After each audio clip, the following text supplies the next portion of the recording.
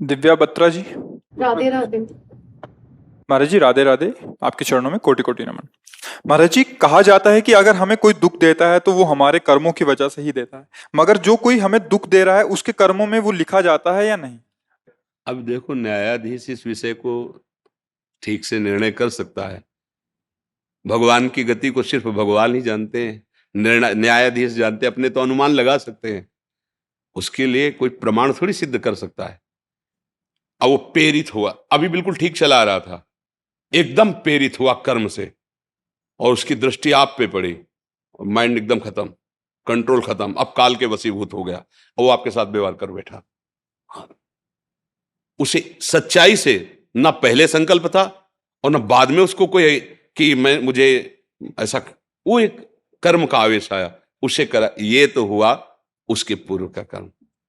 अब किसी राग द्वेष की वृत्ति से लिया, अंदर द्वेष बढ़ता चला गया, और उसको उस पापाचरण का, किसी पापाचरण का दंड मृत्यु जनित दुख भोगना है, और वो राग द्वेष जनित से युक्त हो गया, राग द्वेष से युक्त होकर संकल्प करके उस पर प्रहार कर रहा है, उसका तो पाप कर्म मुक्त हुआ, उसका नया पाप बन गया।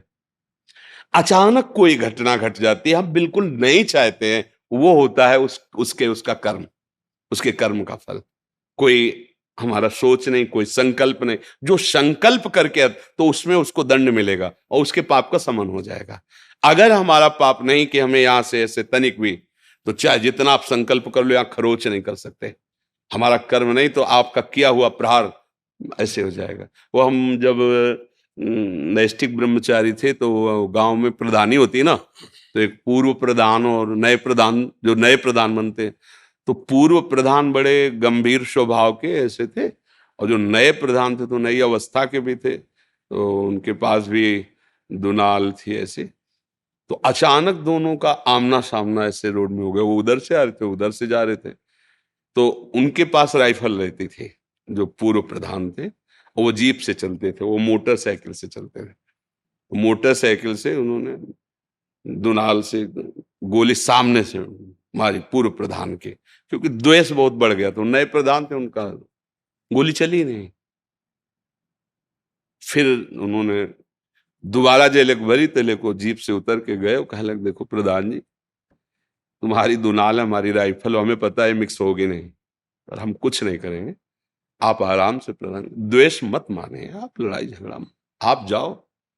और उनके साथ कई आदमी थे, किसी ने कोई हरकत नहीं की, उनको बहुत शर्मिंदा होना पड़ा, और वो गए, और उन्होंने सोचा कि ऐसा कैसे, उसी गोली को जब अपने दरवाजे पर पुनः छूट गए,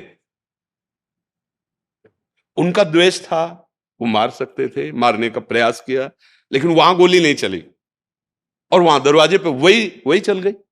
क्या है, नहीं था खरोच लगने का, नहीं हुआ। तो इसलिए वैसे पूर्ण निर्णय करना, जैसे भीष्म जी से पूछा जाता तो यही कहते थे कि धर्मराज युधिष्ठिर धर्म के सूक्ष्म रूप को जानते हैं, धर्म की सूक्ष्म गति को समझना बड़ा कठिन है।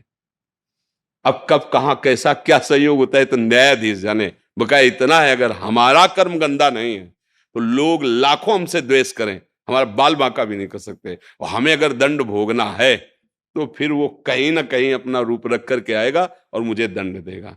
अब उसका क्या विधान बनता है, वो संकल्प है या द्वेष है या पूर्व प्रेरित है, वो अंदर की बात तो भगवान ही जानते हैं ना, अपने तो बाहरी चेष्टा देखते हैं। इसे सही निर्णय तो न्यायाधीश भगवान ही जानते हैं। इसीलिए वशिष्ठ जी महाराज जैसे परम ज्ञानी, सुनो भरत भावी प्रबल, बिलख कहो मुनिनाथ, हानि लाभ जीवन मरण जस अपजस विधि।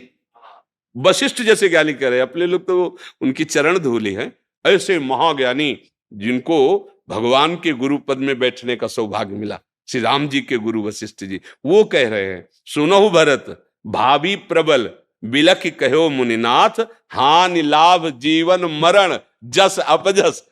वो सच्चा न्यायाधीश वही झलता है, अपने तो केवल अनुमान लगा सकते हैं जी।